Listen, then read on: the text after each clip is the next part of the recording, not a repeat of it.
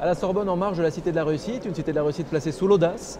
Et je suis à côté de quelqu'un qui a eu un parcours assez audacieux, Frédéric Bell, bonjour. Bonjour. Vous sortez d'un débat où vous avez parlé de l'humour, de la place de l'audace dans l'humour, de cette nécessité sans doute aussi d'avoir de l'humour dans notre quotidien qui n'est pas toujours très drôle. Oui, surtout de l'audace utile. L'audace qui éclabousse, qui réveille, qui dérange, qui met le doigt sur ce qu'il ne faut pas et qui essaye aussi de préserver certains droits. Parce que je suis assez présente sur les réseaux sociaux et de façon complètement innée, en fait, je fais des actes politiques en réaction à certains droits qui se dégradent. Ouais. Quel droit par exemple? Cette année, il y a eu les anti-IVG. Ouais. Voilà, un matin, je me réveille, un dimanche, j'allume la radio, il y a quelqu'un qui dit voilà, dans Ferrochereau, il y a une manifestation pour les anti-IVG. Et il y a un mec en plus, mais d'où il peut parler? Enfin, déjà, un homme, comment. Ouais, il n'aurait presque pas le droit de parler de ça, ça ne le concerne presque pas. Hein. Il dit voilà, il faut savoir, il faut que les femmes comprennent enfin que leur corps ne leur appartient pas. Qu'en gros, voilà, cet homme avait le droit de décider ce que j'allais faire de mon corps. Et j'avais tweeté un morceau de corps avec une bouche sur le sexe comme ça qui disait « J'emmerde profondément ceux qui pensent avoir des droits sur mon corps, signé ma chatte ». Les gens disaient « Mais c'est… » Genre, dis donc, tu t'es exprimé, c'est pas moi, c'est ma chatte. Elle était très énervée. Et c'était… Mais quand je l'ai fait, je pleurais. Ouais. C'est quand je l'ai fait, je repensais au planning familial, quand j'ai emmené mes copines, quand j'ai emmené voilà, des gens très proches qui ont su transformer leur vie, qui auraient été accablés d'un enfant qu'elles ne désiraient pas à un âge trop jeune, etc. Et je me dis, mais comment on peut ne serait-ce que imaginer modifier ça? On a toujours l'impression qu'on est des jeunes et que c'est des vieux qui font de la politique, tout ça. Non, non, non. Aujourd'hui, c'est nos droits qui sont en danger et c'est nous les adultes en fait. Donc là, c'est vraiment se servir de l'humour pour réveiller les consciences, pour provoquer un petit peu le réveil. Je me suis servi, c'est un cheval de Troie. Ouais. J'ai toujours communiqué avec des chevaux de Troie, je ne sais pas si ça se dit comme ça. Avec des messages entre les lignes voilà. en fait. Ouais. Non, mais comme je suis beaucoup suivie par des hommes aussi, sur Twitter et Facebook, le fait de mettre une image entre guillemets un peu sexy, un peu voilà, artistique avant tout, mais un peu sexy, avec ma chatte, machin, voilà. Je savais que ce serait retweeté et les hommes sont tombés dans le panneau, c'est-à-dire qu'ils ont retweeté ça. Et donc je me sers de la bêtise, de la patte du gars, de la patte de la chatte. La patte de la chatte, oui. Voilà, exactement. Ouais. Pour faire passer des messages féministes et c'est génial parce qu'ils sont tous tombés dans le panneau et le message a été repris par des magazines politiques et voilà. Alors c'était drôle, c'était rigolo, c'était trash, c'était inattendu et c'était percutant parce que surtout ça… Voilà. Et c'était ça le but recherché de toute manière. C'était ça le but recherché, mais c'est quelque chose que je ne comprends pas. Quand je l'ai fait, je me suis dit toutes les actrices vont le faire. Toutes les femmes qui ont… À partir du moment où on a les outils de communication et qu'on ne le fait pas, c'est déjà accepter, c'est déjà ne rien dire. Est-ce que c'est parce qu'on calcule trop? Avant de faire un tweet, on se dit ben non, comment il va être perçu? Est-ce que ma réputation, c'est qu'aujourd'hui ça glisse. C'est qu'on s'engage plus. Aujourd'hui ça glisse. Ouais.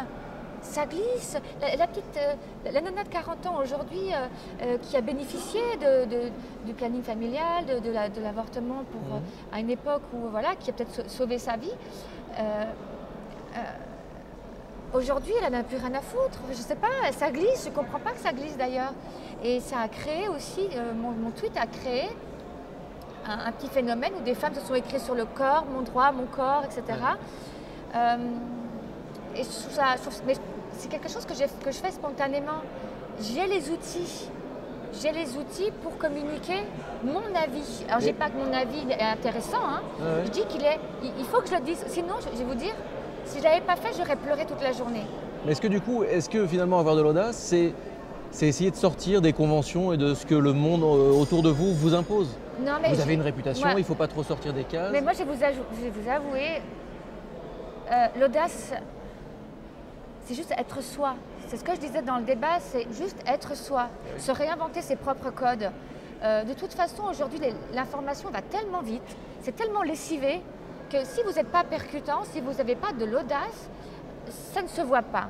J'ai fait une campagne pour sauver les bébés par rapport au diagnostic des selles qui ne sont plus faits aujourd'hui en France.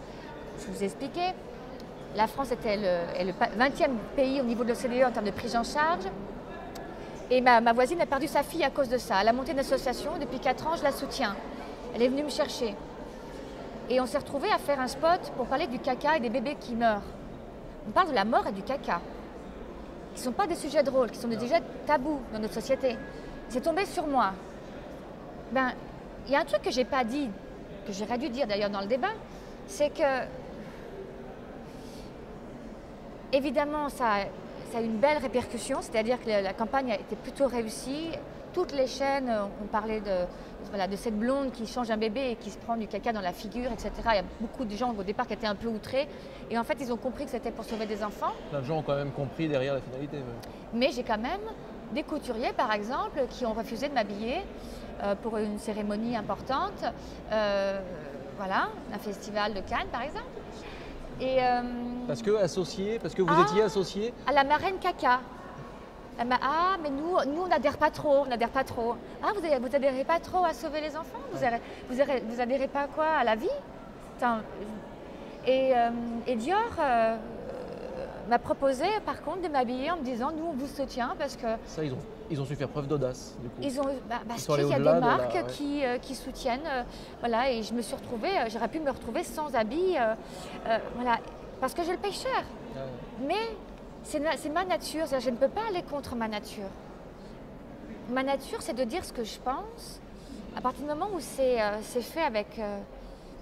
j'essaie de le faire avec intelligence, j'essaie de le faire avec discernement, et surtout voilà, moi, quelque chose qui me choque dans la société, je le dis. Le fait d'avoir les outils et de ne pas le faire, pour moi, c'est criminel. L'artiste doit s'engager, pour vous? Non, l'artiste ne doit pas s'engager. Tout le monde doit s'engager. Tout le monde doit s'engager. Vous avez des followers, vous avez des gens qui vous suivent, vous avez une personnalité qui est suivie sur Twitter, sur Facebook. Vous avez le droit de dire ce que vous pensez. Et aujourd'hui, c'est ça la démocratie. Aujourd'hui, tout le monde fait de la politique. Tout acte est politique. Une chanson, c'est politique. Un dessin, c'est politique. C'est vraiment pour moi la base de la démocratie. C'est que tout le monde s'engage, tout le monde... voilà. Et le problème, c'est que dans notre métier des comédiennes, on a peur parce qu'on peut se couper avec une partie du public. Mais moi, j'en ai rien à foutre de me couper avec une partie du public.